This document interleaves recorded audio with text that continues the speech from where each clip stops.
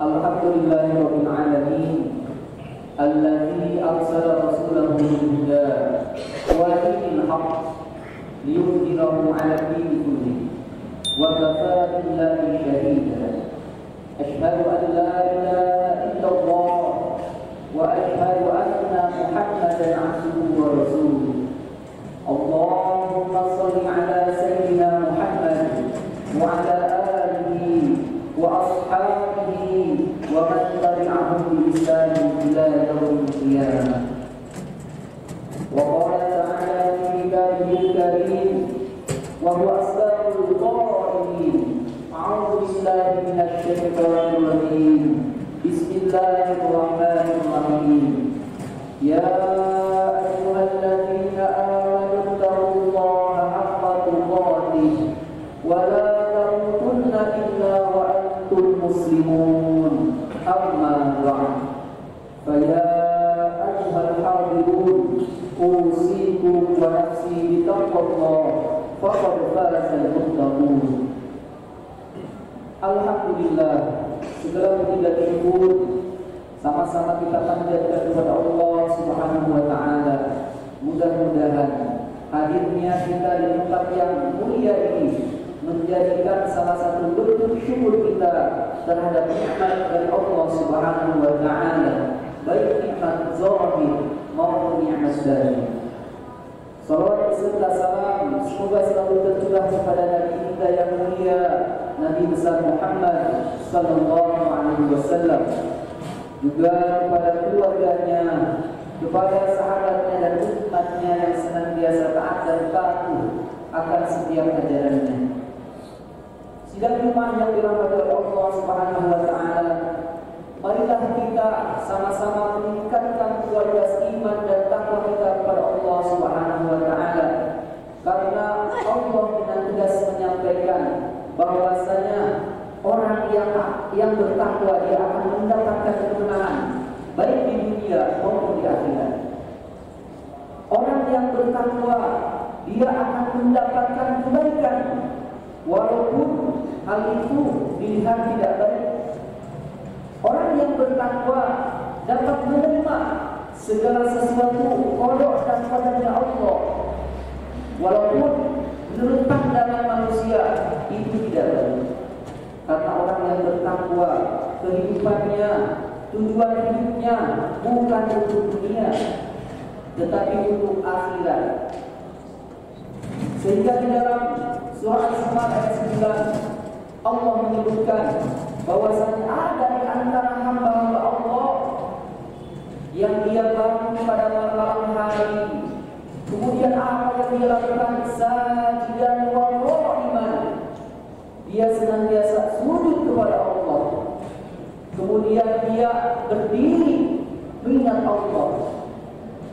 Untuk apa?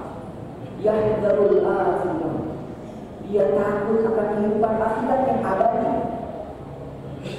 Wa yarju rahmatullah wa yarju rahmat rabbih, kemudian dia pun bangun pada malam hari bukan ingin menukar amalannya dengan surga, bukan ingin menukar amalannya dengan kelancaran rezeki yang sudah Allah jamin di dunia ini, tetapi dia bangun pada malam hari hanya untuk mendapatkan karunia dari Allah Subhanahu wa taala. Artinya bagi orang-orang yang bertakwa, segala aktivitas di dalam kehidupannya dia serahkan kepada Allah Subhanahu wa taala. Karena dia yakin masalah rezeki itu sudah Allah jadi. Bahkan di dalam surah Fatir Allah bertanya sejatinya kepada kita, hal khaliqin ghairullah, adakah selain Allah sebagai khaliq, sebagai pencipta, yarzuquhu minas samai wal ardh, yang menjamin rezeki-rezeki setiap manusia? Apakah ada? Tentunya tidak ada. Jemaah yang dirahmati oleh Allah Subhanahu wa taala, kita sudah berada pada bulan Rajab. Pada bulan ini kita yakini ada sebuah peristiwa yang luar biasa, di luar daripada akal dan nalar manusia, yaitu Isra dan Mi'raj. Bekal atau hadiah atau oleh-oleh Isra dan Mi'raj ini adalah suatu ibadah yang Allah wajibkan bagi kita selama hayat di kandung badan, selama kita memiliki akal yang sehat, selama itulah kita diwajibkan untuk ibadah, yaitu sholat. Tidak ada alasan bagi kita kalau kita sedang capek, tidak ada alasan untuk sholat, untuk tidak sholat. Kalau kita sedang sakit, tidak ada alasan juga, karena sholat tidak hanya bisa kita lakukan dengan berdiri, bisa kita lakukan dengan duduk, bisa kita lakukan dengan berbaring. Karena itu nilai sholat itu sungguh luar biasa, sehingga Rasulullah SAW menyampaikan dalam sebuah hadisnya bahwasanya orang yang sholat 1 hari 1 malam 5 waktu itu diibaratkan seperti dia mandi di depan sungai, di depan rumahnya itu ada sungai, kemudian dia mandi 1 hari 5 kali. Apakah akan tersisa kotoran dari dirinya? Tentunya tidak. Sehingga sholat ini menjadi penghapus terhadap dosa-dosa kita. Kemudian Rasulullah SAW menyampaikan di antara sholat-sholat fardu, kemudian di antara sholat Jumat ke Jumat itu menjadi penghapus dosa selagi dia tidak mengerjakan dosa besar. Betapa karunia yang Allah berikan kepada kita sungguh luar biasa. Tetapi kebanyakan dari kita orang yang lalai, orang yang tidak menyadari, orang yang tidak memperdulikan bagaimana sibuknya nanti di akhirat, bagaimana suasana nanti di akhirat, sungguh tidak terbayang. Jamaah yang dirahmati oleh Allah Subhanahu wa taala, karena itu Rasulullah SAW menyampaikan, al-hayyu man dana nafsahu wa 'amila lima ba'dal maut. Orang yang cerdas itu adalah orang yang senantiasa bisa menjaga nafsunya, wa 'amila lima ba'dal maut. Kemudian dia pun beramal untuk hari akhir, di mana pada saat itu tidak ada kesempatan lagi bagi kita untuk berbuat amal baik, karena hidup setelah mati itulah kehidupan yang ada, itulah kehidupan yang sejati. Karena itu bagi kita senantiasa dibimbing oleh Allah Subhanahu wa taala agar kita menjalankan sholat 5 waktu dengan baik dan benar. Karena di antara hikmah pelaksanaan sholat 5 waktu itu adalah dapat mencegah diri kita dari perbuatan keji dan perbuatan munkar, sebagaimana Allah sampaikan di dalam surah Al-Ankabut ayat 45.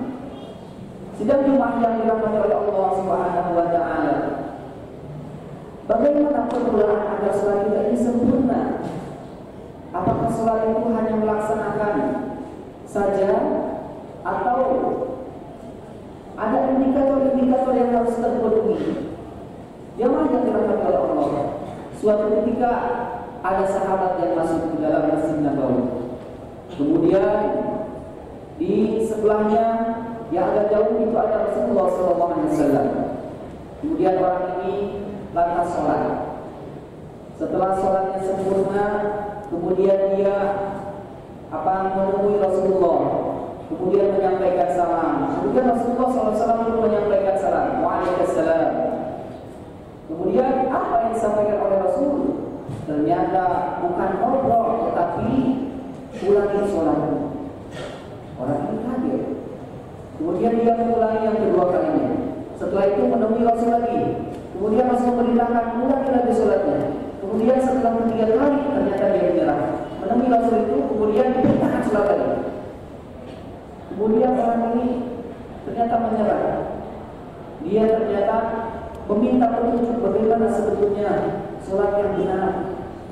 Kemudian kata Rasulullah, yang namanya sholat yang benar itu bukan tiba-tiba sholat seperti itu, tetapi dimulai dari tasbih dulu, wudu yang sempurna.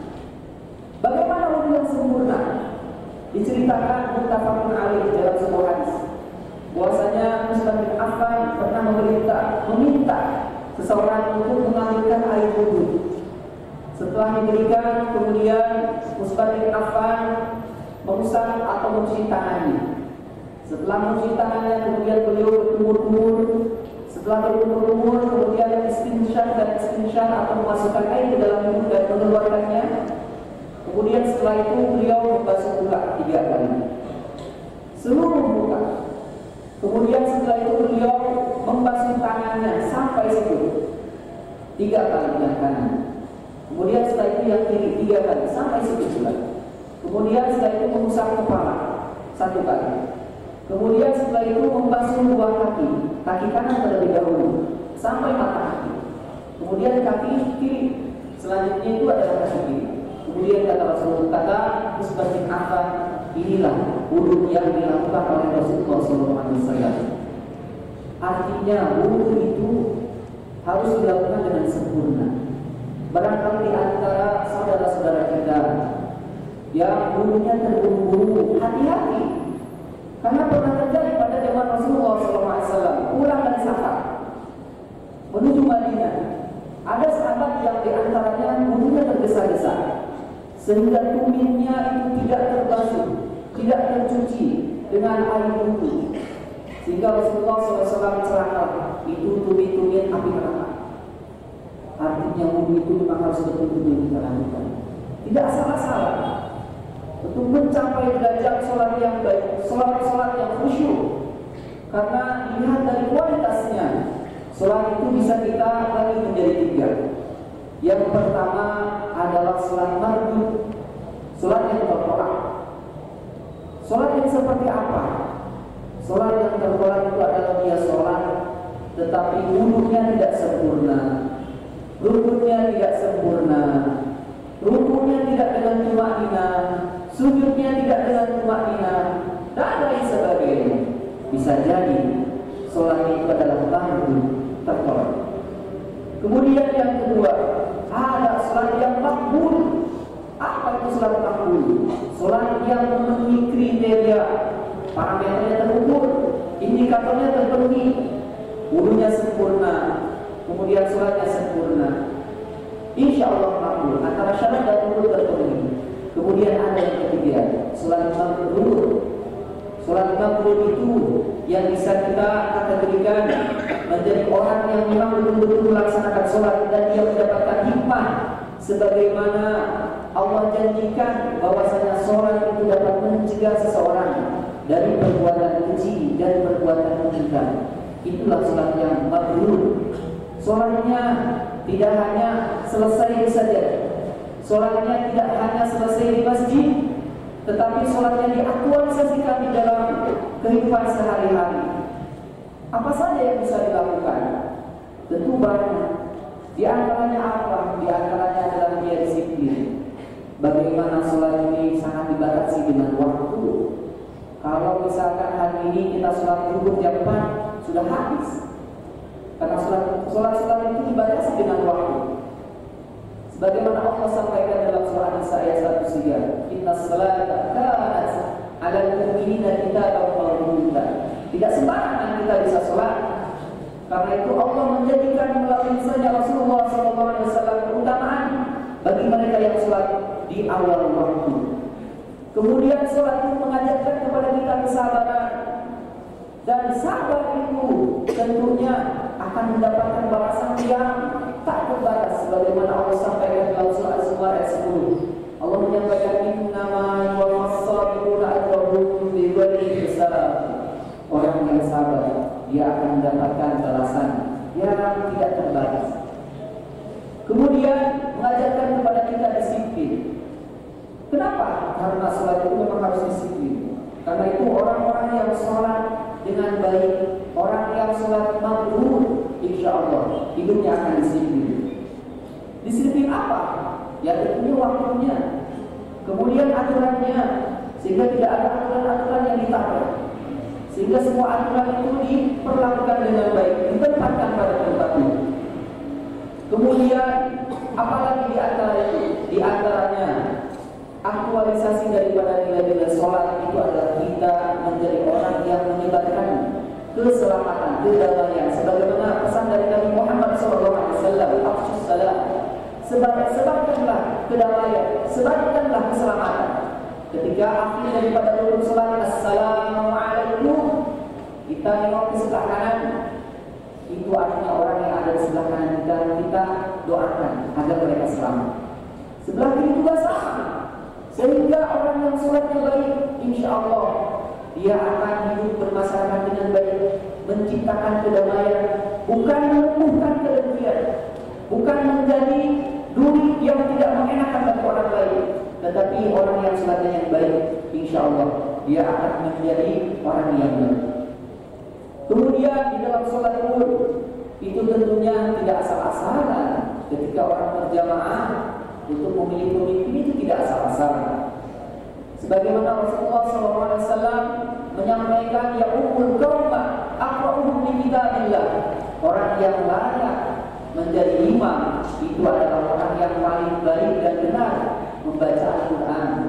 Tentunya bukan hanya itu, dia pun paham bagaimana cara salat yang baik. Kemudian setelah itu apa?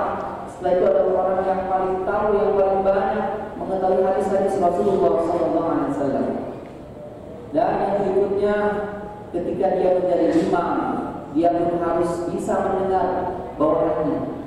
Kita mendengar bagaimana di dalam melaksanakan salat barangkali imam itu lupa. Kemudian makmum mengingatkan, subhanallah.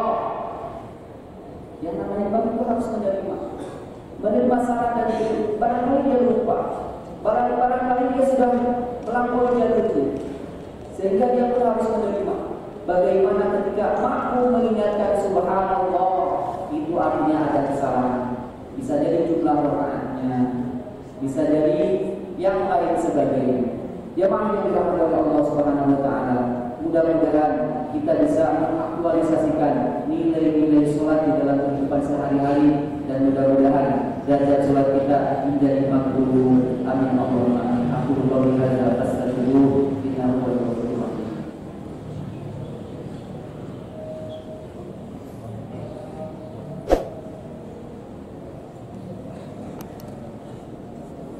Alhamdulillah wa kafa. Wassalatu wassalamu ala nabiyil mustafa wa ala alihi wa ashabihi ahli sidqi wal wafa. Ya'lamu usikum manasihi taqwallah faqad faza al-muttaqun. Inna Allaha wa malaikatahu yusalluna 'alan nabi ya ayyuhalladzina amanu sallu 'alaihi wa sallimu taslima. Allahumma shalli wa sallim wa barik wa sallim ajma'in. Amin. Bismillahirrahmanirrahim. Allahumma ighfir lil muslimin wal muslimat wal mu'minin wal mu'minat al-ahya'i wal amwat. Allahumma ansur ikhwanal muslimin al-mujahidin fi Filistin wa fi kulli makan. Allahumma ansur al-mujahidin al-muslimin fi Filistin wa fi kulli makan. Allahumma anzil muslimin al-mustad'afin al-mujahidin fi Filistin wa fi kulli makan. Allahumma ighfir lana dhunubana wa liwalidayna warhamhum kama rabbawna saghira. Rabbana la tuzigh qulubana ba'da idh hadaytana wa hab lana min ladunka rahmah innaka antal wahhab. Rabbana atina fid dunya hasanah wa fil akhirati hasanah wa qina adzabannar. Walhamdulillahi rabbil alamin. Subhanallah, innallaha ya'muru bil 'adli wal ihsan wa ita'i dzil qurba wa yanha 'anil fahsya'i wal munkari wal baghi ya'idukum la'allakum tadhakkarun. Aqimus shalah.